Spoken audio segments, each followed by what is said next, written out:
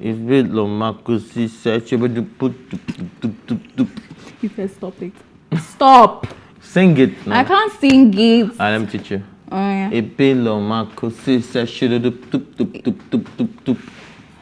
Yeah, let's go. I'm not doing that. This is the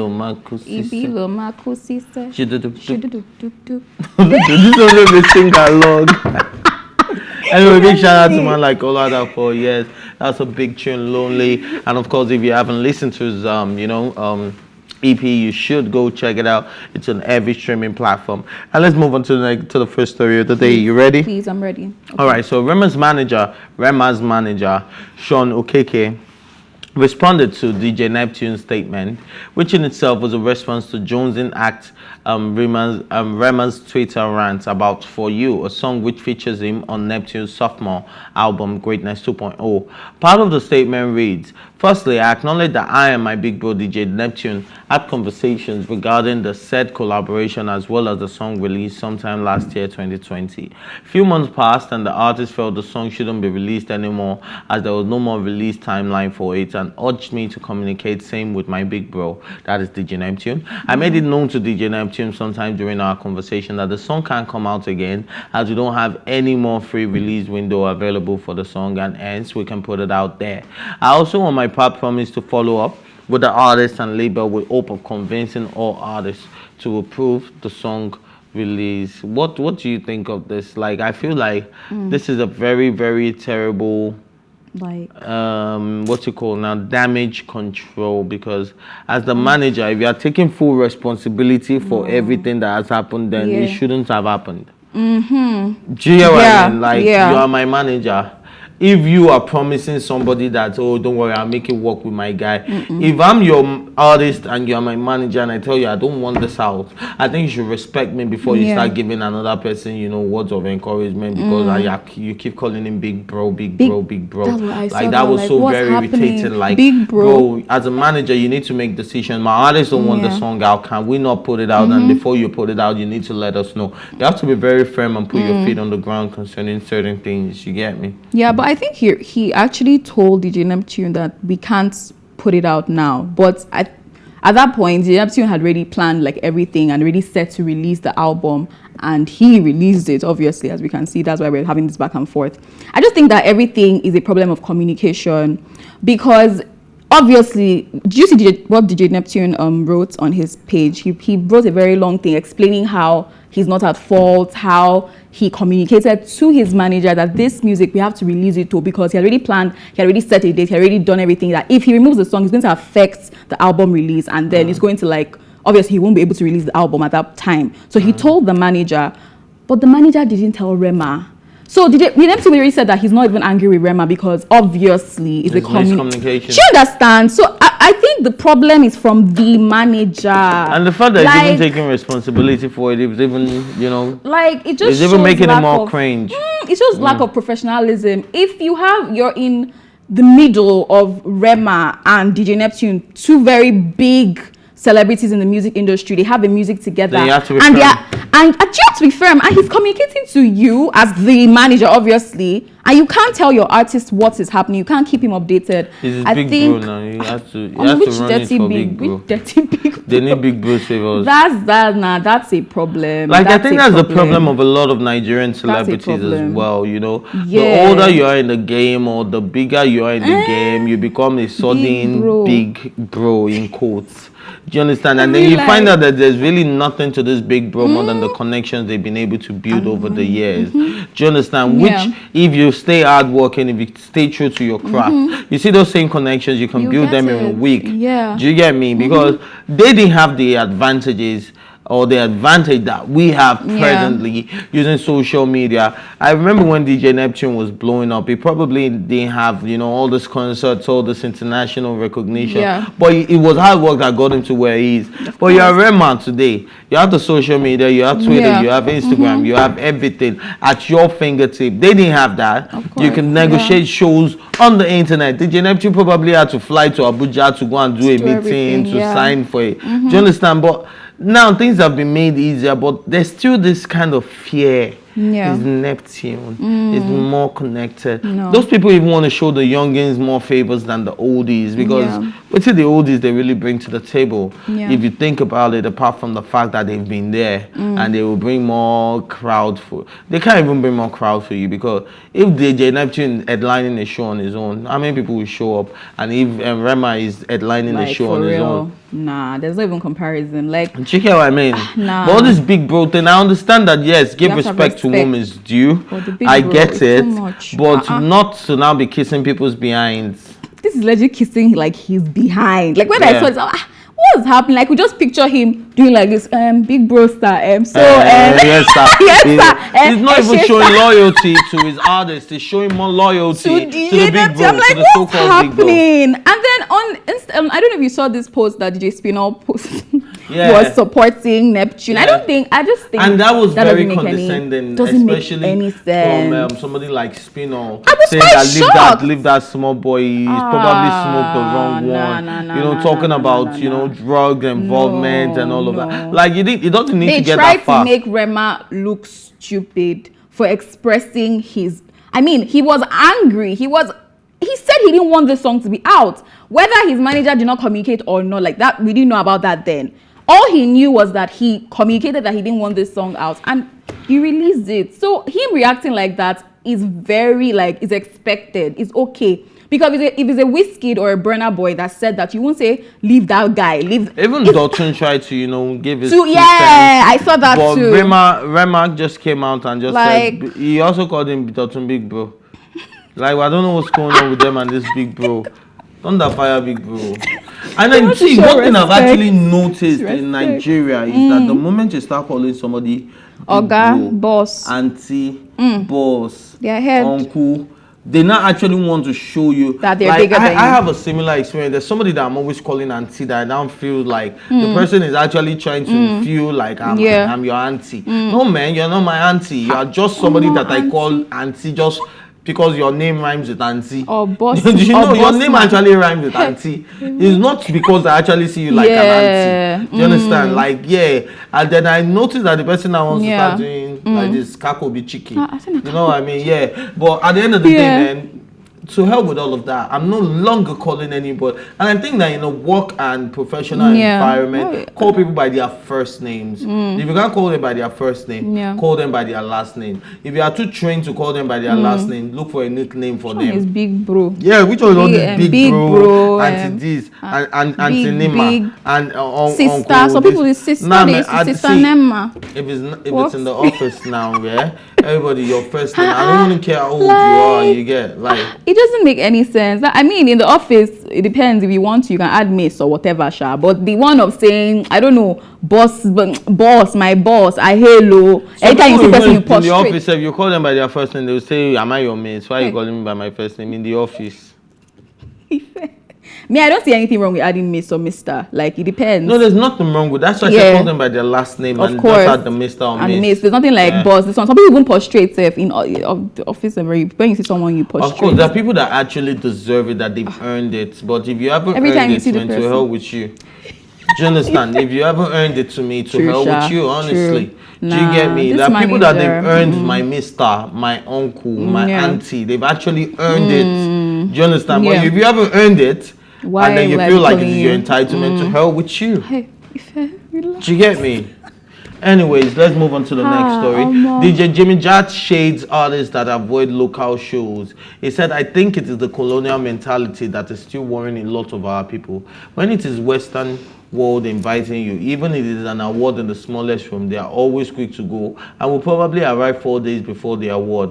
But when it is being held here, even the biggest one here, from records, all the awards of the recognition platform here had issues. One, it is us for us. It is not a big for them. All of that needs to change. Once it is other people for us, we even beg to be there. And I think it's true because if you look at the recently concluded Rema, you can count the amount of Nigerians, but you can see the amount of people from all the parts of the continent that showed up for the award. But you can count the amount of Nigerians, even though most of them were not outside the country. They were all in the country. Only a few of them, and even the few that were there are the ones that have actually been beneficiaries of the Afrima Award, such as the Banj and the new cat as well, such as Lou J, that wanted, with Mona Lisa, he wanted the recognition and all of that. But if you actually think about it, you see that all of our big names didn't show up for the Afrima Award, even though it was for Africans. And so I understand where Jimmy Jatt is coming from. But at the end of the day, everybody's trying to stack their paper. We know what 2020 was for a lot of these artists. A lot of them, the pandemic didn't make them have shows. They were doing a lot of free stuff. Some of them sold their vehicles. Some of them sold their houses just to be able to survive this period. So I don't blame anybody for going twice as hard in 2021 trying to make the money and doing international recognition, international shows and all of that. Because, man, to be honest, that's where the money at. Do you get me? And there's no a lot of, the regulations are not as much as the Nigerian government is giving them. So I can get where a lot of the artists are coming from, but I also get where Jimmy Jatt is coming from. I feel like it's quite wrong. Like, you're not honoring your own. Like, that's just it. Like, when a Nigerian is organizing, like, some, even the head is, I think the last one, a lot of artists didn't go, and I don't know why. It's sad if you can go for an international thing, maybe when it's in America or London, wherever, you can go there, you can honor their own award shows, but your own that's happening here, you can't. I don't know why we like to look down on ourselves. Let me even take it to the fact that some Nigerians, or let me just say generally, some Nigerians will not use something that is made locally, but they would go abroad and buy it and then use those ones because they feel it's better. I think we should stop that mentality where we feel that we are what's it called? We are less now, or we're not doing things. We're not up to perfection or something. But they are better than us. We should actually encourage things that are made here, things that are for us, things that that are actually organized by Nigerians, because it's going to encourage them. I remember I was having a conversation with one of my friends, and then she was like, she can't watch Nigerian movies, or that she hates it so much. This one, like, and I was like, we're getting better. I know that before we're not so, we're not good at all of that, but we're getting better. And I think with you watching, you will know that this thing is actually improving. And the only way you can support our culture is by being part of it and participating in it. So I think we all have a part to play. It's not even just celebrities and local shows. It's a thing that's a culture in Nigeria. I don't know why. I think it just makes them feel like, oh, they are better. Like if they say, I don't watch Nigerian films, I don't listen to this kind of music. I go abroad, I watch only American movies and all of that. So I think we should support our culture more and what we make and what we're about for us to grow. That's the only way we can grow, to be very honest. True that. Support your own, but also stack up your paper. That's what I keep telling people. I can remember on Friday. Support your own. Was it on Friday or on Thursday? Yeah. I had to get something to make me sleep, right? Because I've been having a lot of sleepless nights. So I just wanted something that knocked me out. And I wanted to go get Puritan at the pharmacy, right? And then Puritan was like 3,000 something. And in my head, I'm like, Puritan, where would you buy 15 naira for sachet after you buy chloroquine? Somebody wants to say, and I said, it's foreign. It's concern me from saying foreign. Like, do you understand? Like, it's boring. The casing was all fancy and now which now the fanciness I want chop abi I want see. Like give me the one that is local. Are you okay? Give me the local, and then I said no, we don't sell the local one here. In my head, I'm like a pharmacy, so you want me to come and buy Puritan of 100 naira that is made by my own people, and then I should go and buy the American one because it's foreign and it's 3,000 naira. In my head, I'm like, how does that even make any sense to you? It makes zero sense. And most people, when they hear it's foreign, that's the one they want to take. Like, and I get where they're coming from because, some Nigerians can like to manipulate things and make things, maybe fake or something. But we're actually getting better. Like, we have to support people, even with our clothes, like our own people making clothes and stuff. We should actually support them. Products. That pharmacy actually takes pride in selling foreign stuff. It's inside my estate. They'll tell you, no, we don't sell the Nigerian one. We only sell foreign. Like every time. Can you imagine? Every time. Nah. That makes no sense. It makes absolutely no sense. Anyways, let's move on to the next story. Nollywood actress Adunni Ade has recounted how her father cut her off after she got pregnant while in school. The movie star made this while appreciating her two sons, and now they have influenced her career growth. A whole lot happened to me, she wrote. My dad was so odd that his first daughter was pregnant out of wedlock. I understood.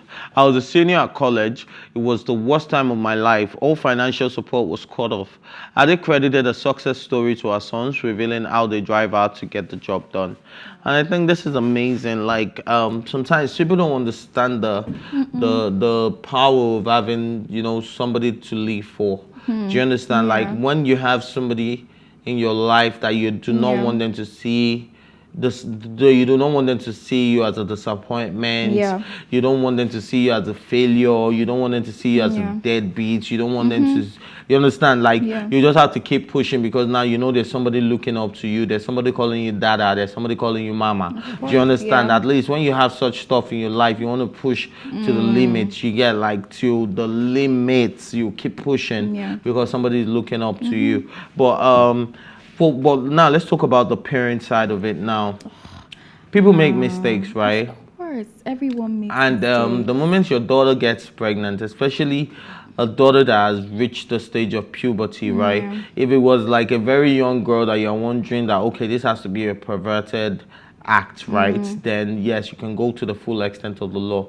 But a child that has reached puberty, that is grown and can make her own decisions, and you know, had to have sexual intercourse with a man that is also potent and has also reached the age of puberty and can actually impregnate a woman, I think that's a time when you need to start having conversations with such a child. And we need to stop this whole mentality of what would my neighbors say, what would the church say, what would the elders say, what would the chiefs say. Do you understand? Like it's not about them, it's about you, your child, your family, and then what legacy you want to leave behind. You want to be the father that left his daughter like this is just coming out years later. He might have done this, I've even forgiven his daughter, accepted his grandkids and all of that. But now it's still coming out, and then when we see this man, we say that's the man that left Adunni Ade. Do you understand? Like I feel like it isn't worth it. So I think to all the parents out there, if your kids get pregnant at a very early age, I think that's even the most time that you need to show them love. That's the time they need your love the most. Of course. Yes. When I saw this, I was just like, oh my god, like